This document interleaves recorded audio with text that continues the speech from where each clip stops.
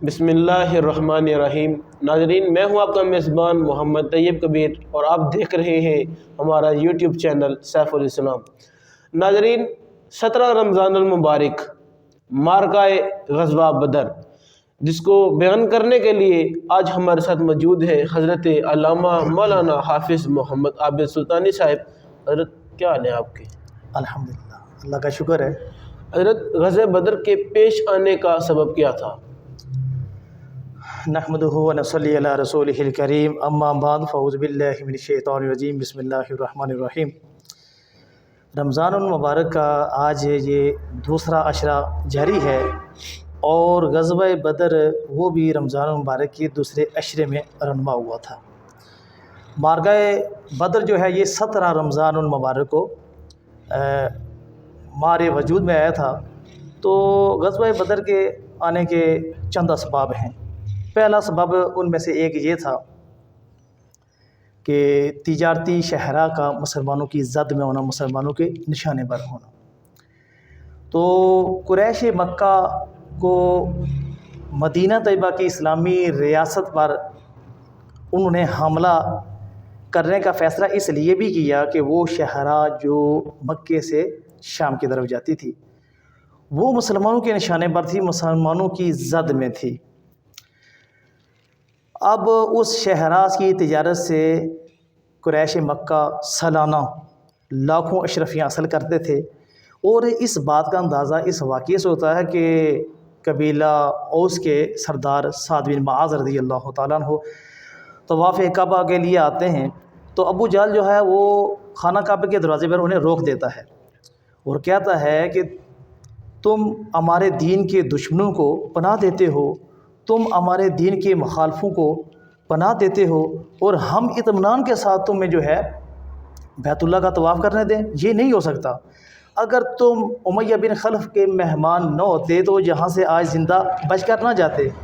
تو اس پر سعد بن معاذ نے بڑا کرارا جواب دیا اور فرمایا کہ اگر تم مجھے یہاں آنے سے روکو گے تو پھر میں بھی تمہیں اس چیز سے روکوں گا جو تمہیں اس چیز سے بھی زیادہ بڑھ کر عزیز ہے۔ یعنی وہ اشارہ تھا کہ میں آپ کی تجارتی جو شہرہ ہے میں اس کو بند کر دوں گا، اس کو روک دوں گا۔ تو قریش مکہ نے یہ فیصلہ کیا کہ اب اس شہرہ کو اگر ہم نے بچانا ہے تو پہلے ہم نے اسلامی ریاست کا خاتمہ کرنا ہے۔ تو یہ ایک سبب تھا کہ مدینہ طیبہ کی ریاست پر جو ہے حملہ کیا جائے۔ تو دوسرا سبب جو ہے وہ یہ تھا کہ تبلیغ دین کی اشاعت میں رکاوٹ، تبلیغ دین میں رکاوٹ۔ نبی پاک صلی اللہ علیہ وسلم اور آپ صلی اللہ علیہ وسلم کے اصحابہ کرام رضوان اللہ تعالیٰ علیہ اجمعین، ان کو مدینے میں تبلیغ اسلام کی کھلی جو ہے وہ آزادی اصل تھی۔ اب تبلیغ اسلام کی وجہ سے بڑے دور اثرات جا رہے تھے اسلام کے، تو جنوب میں یمنی قبائل جو تھے ان میں سے کچھ لوگوں نے اسلام قبول کر لیا۔ ان لوگوں کی کاوشوں سے، کوششوں سے، جدوجہد سے، ان کے تعلق سے، ان لوگوں کی نسبت سے آگے جو ہے وہ بحرین کا ایک سردار جو ہے وہ مکہ مدینہ کی طرف آتا ہے، مدینہ کی طرف آتا ہے۔ تو راستے میں قریش مکہ نے اس کو روک لیا۔ تو اس سے یہ واضح ہو گیا کہ جب تک خدا پرستی اور شرک میں ایک چیز ختم نہیں ہو جائے گی اس وقت تک یہ کشمکش جو ہے وہ جاری رہے گی۔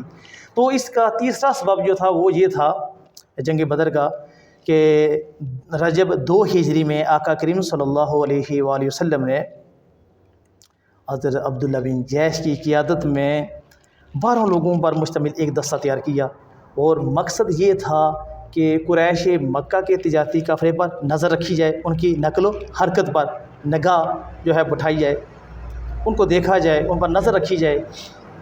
تو اتفاق سے قریش مکہ کا ایک قافلہ ان کے ہاتھ چڑھ گیا۔ اب دونوں گروہوں میں جو ہے جھڑپ ہو گئی۔ تو اس جھڑپ میں عامر بن جو ہے اس کا کیا نام تھا مجھے یاد نہیں آ رہا، عمر بن خضرمی، وہ قتل ہو گیا، اس کے 2 ساتھی بھی گرفتار ہو گئے۔ تو عبداللہ بن جیش جو ہے وہ آقا کریم صلی اللہ علیہ وسلم کی بارگاہ میں حاضر ہوا، اس نے ساری جو ہے صورتحال بیان کر دی۔ تو نبی پاک صلی اللہ علیہ وسلم نے اس واقعے پر ناپسندیدگی کا اظہار فرمایا۔ آپ نے مقتول کا خون بہا بھی ادا کیا، جنگی قیدی آزاد کر دیے۔ اور چونکہ یہ مسئلہ جو تھا اس واقعے کی اصلیت جو ہے یہ سرحدی جڑب سے زیادہ نہیں تھی. بہرحال یہ واقعہ ماہ رجب میں واقعہ ہوا. ماہ رجب میں یہ واقعہ ہوا جہاں اس ماہ میں جنگ و جدال جو ہے آرام تھی. تو دوسرے جو مقتول کے جو ورثاء تھے انہیں کہا جی ہم اپنے قاتل کا بدلہ لیں گے، ہم جو ہمارا بندہ مارا گیا ہے ہم نے اس کا بدلہ لینا ہے. تو انہوں نے جو ہے قریش مکہ کو مدینہ کی ریاست پر حملہ کرنے کے لیے جذبات دلائے، انہیں ابارہ کے واقعہ اسلامی ریاست پر حملہ کر دیا جائے. جی حضرت علامہ صاحب یہ بتائیں کہ غزوہ بدر میں مسلمانوں اور کفار کا تقابل کیا تھا، مطلب تعداد اور کھانے پینے کے اشیاء کے حوالے سے؟ میں دیکھیں کہ ایک طرف تو اگر تعداد کا حساب دیکھا جائے تو ایک طرف تو 313 تھے. ویسے تعداد میں اختلاف بھی ہے جی. 308 کا بھی عدد آیا ہے اور 310 کا بھی آیا ہے، لیکن زیادہ جو مشہور اور معروف ہے وہ ہے 313. اور ان کی تعداد جو ہے وہ 1000 کے لگ بھگ، یعنی ان کی تعداد میں بھی اختلاف ہے. 950 بھی ہمارے محققین لکھتے ہیں، لیکن زیادہ مشہور جو ہے وہ 1000 ان کی تعداد تھی. اور ان کے پاس مجاہدین کے پاس 2 گھوڑے تھے، ان کے پاس 100 گھوڑے تھے، اور اسلامی لشکر کے پاس 70 اونٹ تھے. تو ان کے پاس جو ہے 170 اونٹ کا بھی ذکر ملتا ہے اور 700 اونٹ کا بھی ذکر ملتا ہے. البتہ 700 مان لیے جائیں یا 170 مان لیے جائیں، لیکن بہرحال وہ تعداد میں وہ زیادہ تھے. اور ان کے پاس 8 تلواریں تھیں، ان کے پاس سامان حرب بہت زیادہ تھا. ان کے پاس 6 زیریں تھیں، ان کے پاس 100 گھوڑے جو تھے ان پر جو سوار تھے وہ سب زیرہ پوش تھے. اور پیادل جو ان کی فوج تھی انہوں نے بھی بے شمار تعداد میں انہوں نے زیرہ پہن رکھی تھی. تو یہاں کھانے پینے کا جہاں تک تو تقابل ہے وہ میرے خیال میں ہمارے مسلمانوں کے پاس صرف جو ہے کھجور پر گزارا چلتا تھا. تو ان کے پاس کھجوریں بھی تھیں اور وہ کھانے کے لیے اونٹ بھی ذبح جو ہے کر کے کھاتے تھے. تو ہر حوالے سے ان کے لشکر کی تعداد زیادہ تھی، لیکن اتنی مسلمانوں کی قلیل جماعت نے، تھوڑی جماعت نے اس اتنے بڑے لشکر کو اللہ کے فضل سے شکست میں جو ہے ان کو دی ہے. اللہ نے مسلمانوں کو فتح عطا کی ہے اور ان کو شکست دی ہے. سبحان اللہ. تو حضرت غزوہ بدر کے حالات کے پیش نظر جی. موجود اسرائیل فلسطین جنگ اور مسلم امہ کی خاموشی پر آپ کیا کہیں گے؟ دیکھیں جنگ بدر میں کتنی قلیل جماعت تھی. جی آج کل تو لوگ کہتے ہیں نا کہ یہ اسرائیل اور فلسطین کی جنگ ہے، اسرائیل جو ہے وہ بہت طاقتور ہے تو ہم کمزور ہیں. اور دوسرا ان کی 57 اسلامی ممالک ہیں وہ سب کے سب خاموش ہیں. وہ کہتے ہیں کہ اسرائیل زیادہ طاقتور ہے اور ہم کمزور ہیں، ہم نہیں لڑ سکتے. یہ تو ایک بہانہ ہے ان کا، خود ساختہ بہانہ. کہ جن لوگوں نے کام نہیں کرنا ہوتا انہوں نے باتیں کرنی ہوتی ہیں. تو انہوں نے باتیں کرنی ہیں، کام نہیں کرنا ہے. اصل کام تھا جہاد، اپنے مسلمان بھائیوں کے ساتھ کھڑے ہوتے. لیکن انہوں نے ایسا نہیں کیا، بس اتنا کہا کہ اسرائیل جو ہے وہ بہت طاقتور ہے اور ہم کمزور ہیں. اتنا جملہ کہہ کہ انہوں نے اپنے آپ کو آزاد کر لیا ہے. جبکہ بات یہ ہے، دیکھیں بدر کے میدان میں 313 اصحاب رسول تھے اور دیکھیں ان کی تعداد کفار کی کتنی تھی، قریش مکہ کی 1000. لیکن جنگی ساز و سامان ان کے پاس تھوڑا تھا، ان کے پاس زیادہ تھا. لیکن پھر بھی ان لوگوں نے یہ سوچا تک نہیں کہ یا رسول اللہ وہ ہم سے بہت طاقتور ہیں، ہم نہیں لڑ سکتے. لیکن ایسا انہوں نے جملہ نہیں ادا کیا، بلکہ جوش و خراش کے ساتھ لڑے، پورے جذبہ کے ساتھ لڑے. اور دیکھو کہ ان کو اللہ تبارک و تعالیٰ نے مجاہدین اسلام کو فتح عطا کی ہے. ٹھیک ہے، تو دیکھیں کہ آج یہ اسلامی 57 ممالک ہیں، اگر یہ ایک ہو جائیں تو اسرائیل کا میں کہتا ہوں کہ وہ اس کا جو ہے نقشہ ہے وہ مٹ سکتا ہے، اس کا وجود بھی مٹ سکتا ہے اگر یہ ایک ہو جائیں. لیکن یہ ہوتے نہیں ہیں. آپ تاریخ اسلام کی ساری جنگوں کا مطالعہ کریں. جنگ بدر جو ہے، غزوہ بدر 313 ہیں، وہ 1000 ہیں. اسی طرح جنگ احد کا آپ نقشہ دیکھ لیں، ادھر جو ہیں 700 ہیں، پہلے تو تھے 1000. 300 منافقین تو نکل گئے، پیچھے 700 بچے، لیکن وہ تعداد میں کتنے تھے؟ 3000 تھے. لیکن پھر بھی مقابلہ ہوا، انہوں نے بہانہ سازی نہیں کی تو فتح پھر بھی اسلام کو حاصل ہوئی. آپ دیکھیں کہ جنگ غزوہ خندق، اس میں مسلمانوں کی 3000 تعداد ہے اور مد مقابل جو دشمن ہے اس کی تعداد کتنی ہے؟ 10,000 کا بھی عدد آیا ہے، 20,000 اور حتیٰ کہ 24,000 کا بھی عدد آیا ہے. لیکن ان لوگوں نے بہانے سازی نہیں کی ہے، انہوں نے جو ہے کھل کر جو ہے پورے جذبے کے ساتھ جہاد کیا ہے. تو پھر آپ دیکھیں کہ فتح اندلس کے موقع پر لوگ ہیں ہمارے اسلامی لشکر جو ہے وہ 1700 ہے، اور ان کے مد مقابل جو ہے وہ لوگ کتنے ہیں جی، وہ ان کی تعداد بہت زیادہ ہے، یعنی 70,000 ان کی تعداد ہے، تو پھر بھی دیکھیں کہ یہ غالب آ گئے۔ تو جنگ یرموک میں دیکھیں کہ مسلمانوں کی تعداد جو ہے کتنی ہے، 30,000، اور رومی فوج کی جو تعداد ہے وہ کتنی ہے جی، 3 لاکھ۔ اب یہ بھی لوگ کہہ سکتے تھے جی وہ تعداد میں ہم سے بہت زیادہ ہیں اور زیادہ طاقتور ہیں، ہم کمزور ہیں، ہم نہیں لڑ سکتے، لیکن نہیں، لیکن کیا ہوا، 3 لاکھ رومی تھے، ان 3 لاکھ میں سے 60,000 جو تھے وہ عرب عیسائی تھے۔ تو رومیوں کے سردار نے کہا آج کا جو لڑائی کا دن ہے وہ ہم عربوں کو باہر نکالیں گے، جو ہمارے اس جو ہے ہماری فوج میں 60,000 ہیں، آج عربوں کا مقابلہ عربوں سے کریں گے، لوہے سے لوہا ٹکرائے گا، لوہے کو لوہا کاٹے گا۔ جب ایسی بات خالد بن ولید کے پاس پہنچی نا، تو انہوں نے ابو عبیدہ سے کہا، امیر محترم آپ مجھے 60,000 کے مقابلے میں صرف 30 بندے دے دیں۔ اللہ، دیکھیں ان کا جذبہ ایمان، لیکن شوق جہاد ان کا دیکھیں۔ تو پاس ابو سفیان کھڑے تھے، انہوں نے کہا یہ کیا مذاق کر رہے ہو؟ میں نے کہا بھائی یہ میں مذاق نہیں کر رہا، آپ بزدل بن گئے ہیں اسلام لا کر، اسلام سے پہلے آپ جب باہر تھے، اسلام میں آ کر آپ بزدل بن گئے ہیں۔ ابو سفیان کہنے لگے یار بزدلی کی بات نہیں ہے، میں انصاف کی بات کر رہا ہوں۔ تو ابو عبیدہ بولے اگر خالد اگر تم نے کچھ کرنا ہے تو پھر ایسا کرو 30 نہ لے کر جاؤ، تم وہ 60,000 ہیں، تم 60 بندے لے جاؤ۔ اس پر راضی ہو گئے۔ اب یہ چھوٹی سی جماعت 60 بندوں پر مشتمل میدان میں جاتی ہے۔ وہ سردار کہنے لگا یہ دیکھو 60 بندے آ رہے ہیں مجھ سے معافی مانگنے کے لیے، آج میں اتنی شرطیں لگاؤں گا یہ ذلیل ہو جائیں گے۔ جب آئے، خالد کیا کرنا ہے، کیوں آئے ہو؟ میں نے لڑنا ہے۔ جاؤ تیاری کرو، اتنی تھوڑی سی جماعت کے ساتھ میں لڑ کر میں اپنا کردار خراب کروں، لوگ مجھے کیا کہیں گے؟ اس مٹھی بھر جماعت کے ساتھ انہیں 60,000 لشکر اس پر چھوڑ دیا ہے، جاؤ تیاری کر کے آؤ۔ خالد بن ولید نے کہا رضی اللہ تعالیٰ عنہ نے کہا آپ نے جو کرنا ہے وہ کر لیں، ہم حاضر ہیں، پیچھے نہیں ہٹیں گے۔ پھر اس نے کیا کیا، 60,000 کے لشکر کو اس نے حکم دیا اس کے مسلمانوں پر حملہ کر دیا جائے۔ اب یہ 60 آدمی کی صف لگی ہوئی ہے، وہ 60,000 حملہ کرتے ہیں، لیکن صف نہیں ٹوٹی، حملہ ناکام ہو گیا۔ دوسری بار پھر حملہ ہوا، صف نہیں ٹوٹی، حملہ ناکام ہو گیا۔ اب تیسری بار اس نے زور سے حملہ کیا، اب صف ٹوٹ گئی۔ خالد بن ولید رضی اللہ تعالیٰ عنہ کہنے لگے کہ ہے میرے جان نصارو، اس طرح کرو کہ 6 بندوں پر مشتمل ایک ٹولی بنا لو۔ اب ایسا ہوا تو 60 بندے تھے، 10 ٹولیاں بن گئی، 6 ٹولی، ایک ٹولی میں 6 بندے ہو گئے۔ تو خالد بن ولید جس ٹولی میں تھے وہ بھی 6 بندے تھے۔ اب انہوں نے کہا جی، ان کا زور تھا کہ جس ٹولی میں خالد بن ولید ہے 6 بندوں کی ٹولی میں، اس پر 60,000 کا لشکر ٹوٹ پڑے تاکہ خالد کا کام ہو جائے تو راستہ ہمارا صاف ہو جائے گا۔ لیکن آپ اندازہ لگائیں کہ ان 60,000 بندوں نے 20 حملے کیے خالد بن ولید کی ٹولی پر۔ اللہ، لیکن فضل بن عباس اور حضرت زبیر بن عوام رضی اللہ تعالیٰ انہوں نے بڑھ چڑھ کر وہ حملے روکے۔ تو ادھر ابو عبیدہ کہہ رہے تھے یار آج خالد بن ولید میرے بندوں کو مروا کے لے آئے گا تو میں سیدنا عمر فاروق کو کیا جواب دوں گا؟ تو چلو چلتے ہیں، سب چلتے ہیں اور ان پر حملہ کر دیتے ہیں۔ ابو سفیان کہنے لگے یار تقدیر پر یقین رکھو، آپ نے تو اتنے تھوڑے بندے بھیجنے نہیں تھے، اگر بھیجے تو پھر حوصلہ رکھو، اب جانا بزدلی کی بات ہے۔ وہ کہہ رہے تھے نہیں، زور دے رہے تھے ابو عبیدہ چلتے ہیں۔ ابو سفیان رضی اللہ تعالیٰ روکتے ہیں۔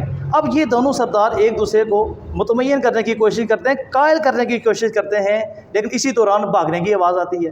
جب دیکھا کہ وہ 60,000 کا لشکر دم دبا کر بھاگ رہا تھا، کیا ہوا؟ اب ابو سفیان نے کہا اب چلتے ہیں۔ جب چلے تو دیکھا خالد بن ولید کھڑے ہیں میدان میں اور ساتھ 20 اصحاب رسول ان کے ساتھ کھڑے ہیں۔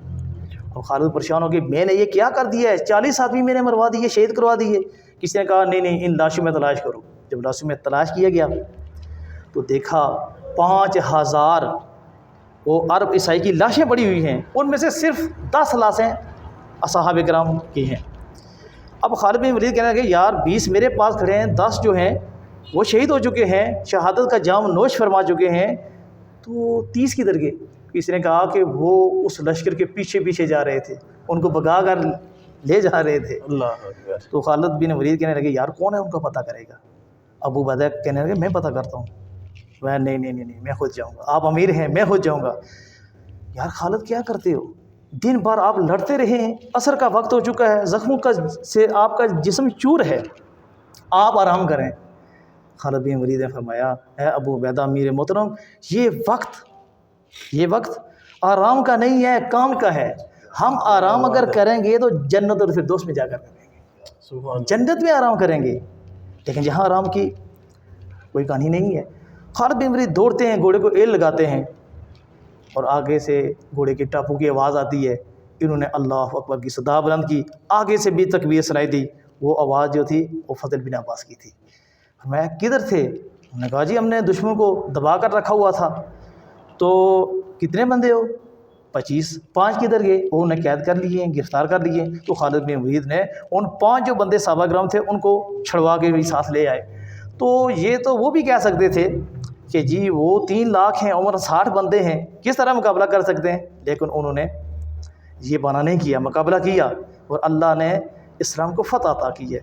تو یہ جو ہمارے مسلم حکمران بے حس ہو چکے ہیں، احساس کی دولت سے محروم ہو چکے ہیں، انہیں احساس نہیں ہے۔ نبی پاک صلی اللہ علیہ وسلم نے فرمایا میرا مومن جو ہے وہ ایک جسم کی طرح ہے، ایک جان کی طرح ہے۔ دیکھیں کہ جب جسم کو تکلیف ہوتی ہے کسی ایک حصے میں تو پورا جسم جو ہے وہ درد محسوس کرتا ہے، درد کی کیفیت سے دوچار ہوتا ہے۔ جب مومن ایک دیوار کی طرح ہے، ایک اینٹ دوسری اینٹ کو اس طرح مضبوط کرتی ہے نا، نبی پاک صلی اللہ علیہ وسلم نے فرمایا میرا مومن اس طرح مضبوط ہے۔ تو فرمایا یہ مضبوط لوگ ہیں۔ مجھے بتائیں اگر انگلی کو کٹ لگ جائے، نبی پاک صلی اللہ علیہ وسلم نے فرمایا نا کہ مومن جو ہے ایک جان کی طرح ہے۔ اگر ہاتھ کو کٹ لگ جائے اور آنکھ تڑپے ہی نہ، یہ ہو سکتا ہے؟ نہیں ہو سکتا۔ آنکھ روئے گی، کٹ انگلی کو لگا ہے، آنکھ آنسو برسائے گی، اور پاؤں جو ہے یہ دوڑ کر ڈاکٹر کی طرف جائیں گے جی، دل جو ہے یہ تڑپے گا، اور ہاتھ جو ہے یہ فون اٹھائے گا، کان جو ہے ڈاکٹر کی باتیں سنے گا، زبان جو ہے وہ اپنا درد بیان کرے گی، یہ ہوا ہے۔ تو پھر یہ کیا ہوا؟ ہاتھ کو کاٹ لگ جائے، پاؤں کہے گی میں نے ڈاکٹر کے پاس جانا نہیں ہے، زبان کہے میں نے ڈاکٹر سے بات نہیں کرنی ہے، یہ تو انگلی کا مسئلہ ہے، آنکھ کہے میں کیوں روؤں، یہ تو انگلی کا مسئلہ ہے، دل کہے میں کیوں تڑپوں، یہ انگلی کا مسئلہ ہے۔ تو انگلی جانے اس کا کام جانے، تو یہ بھی وہ بھی بات تو نہ ہوئی۔ فرمایا میرا مومن جو ہے ایک جان کی طرح ہے۔ دیکھیں برما میں کیا ہوا، پاکستانی کہتے ہیں یہ برما والوں کا مسئلہ ہے، افغانستان سارا تباہ ہو گیا، پاکستان والے یہی سمجھتے رہے یہ ان کا اپنا معاملہ ہے، سارا عراق تباہ ہو گیا، اور انہوں نے کہا جی یہ تو ان کا مسئلہ ہے، لیکن نہیں، یہ احساس مار چکا ہے۔ کیا ہی اچھا ہوتا کہ مسلمان اگر ایک ہو جاتے۔ میں آپ کو ایک چھوٹا سا واقعہ بیان کرتا ہوں۔ ایک دفعہ مسلمان لڑتے لڑتے دشمن سے تتاریوں کے علاقے میں چلے گئے، تتاریوں نے پکڑ کر انہیں گرفتار کر لیا، 4 آدمی تھے، پھانسی ہو گئی۔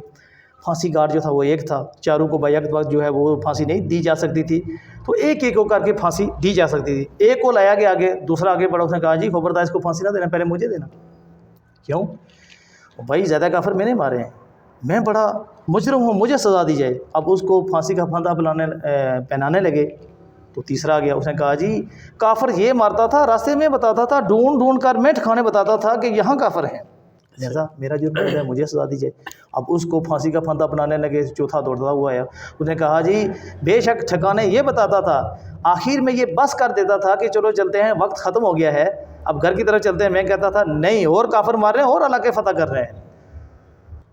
تو انہوں نے کہا جی بادشاہ کہنے لگا یار تم ایک مذہب کے ہو نا، تم ایک باپ کے بیٹے ہو؟ انہوں نے کہا جی نہیں۔ ایک ملک کے رہنے والے ہو؟ نہیں۔ تمہارا کیا رشتہ ہے آپس میں؟ انہوں نے کہا کہ ہمارا رب ایک ہے، ہمارا نبی ایک ہے، ہمارا قرآن ایک ہے۔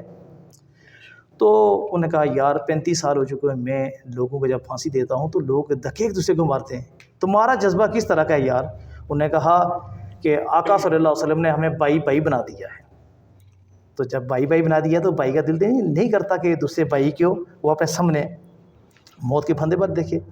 تو دیکھیں کہ وہ کس طرح کے مسلمان تھے، کس طرح کا احساس تھا۔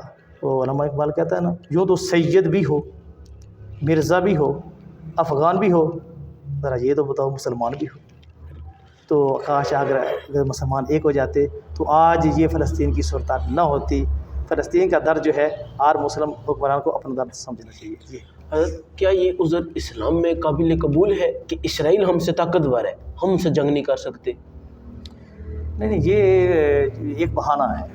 دیکھو میں نے یہی بیان کیا ہے کہ وہ تعداد میں آپ جس جنگ کا مطالعہ کریں گے آپ کو جو ہے وہ تعداد کفار کی دشمنوں کی زیادہ نظر آئے گی. مسلمان جہاں بھی گئے تعداد میں کم گئے ہیں، لیکن اللہ کے فضل و کرم سے اللہ نے یہاں بھی مسلمانوں کو جس جگہ بھی وہ گئے ہیں دین کی سربلندی کے لیے اللہ تبارک و تعالیٰ نے انہیں فتح سے ہمکنار فرمایا. حضرت علامہ صاحب اگر آج جہاد کی بات کی جائے، جی آج جہاد و قتال کا کہا جائے کہ کفار کے خلاف جہاد فرض ہو چکا ہے، تو ہمارے حکمران کہتے ہیں کہ یہ تو دہشت گردی کی بات کرتے ہیں، اس کے بارے میں آپ کو کیا موقف ہے؟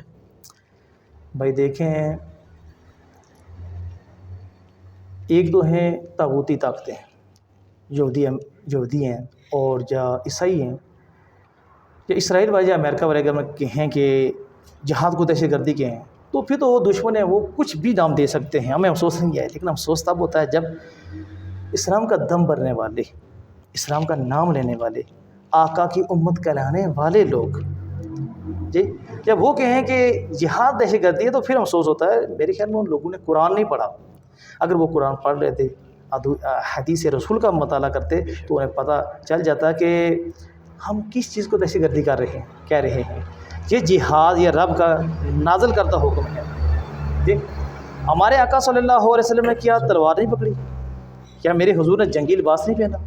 کیا ہمارے آقا صلی اللہ علیہ وسلم گھوڑے پر سوار نہیں ہوئے؟ غزوہ بدر میں میرے آقا نہیں گئے، احد میں نہیں گئے، غزوہ خندق میں نہیں گئے. یہ ہیں ہمارے آقا نے تلوار اٹھائی ہے. ہمارے آقا صلی اللہ علیہ وسلم جہادی، ہمارے ابو بکر صدیق جہادی، سیدنا عمر فاروق بھی جہادی، سیدنا عثمان غنی رضی اللہ تعالیٰ عنہ بھی جہادی، اور مولا علی شیر خدا بھی جہادی، سیدنا حمزہ رضی اللہ تعالیٰ عنہ بھی جہادی، اور پاکان امت بھی جہادی، اہل بیت بھی جہادی، صحابہ کرام بھی جہادی. ہمارے شیخ المحدثین جو ہیں امام بخاری رضی اللہ تعالیٰ وہ بھی جہادی ہیں. ان کی تلوار کا جو وزن ہے وہ 80 کلو گرام تھا. 2 من ان کی تلوار کا وزن تھا. تو دیکھیں ہم بدر والوں کے غلام ہیں، احد والوں کے غلام ہیں، خندق والوں کے غلام ہیں.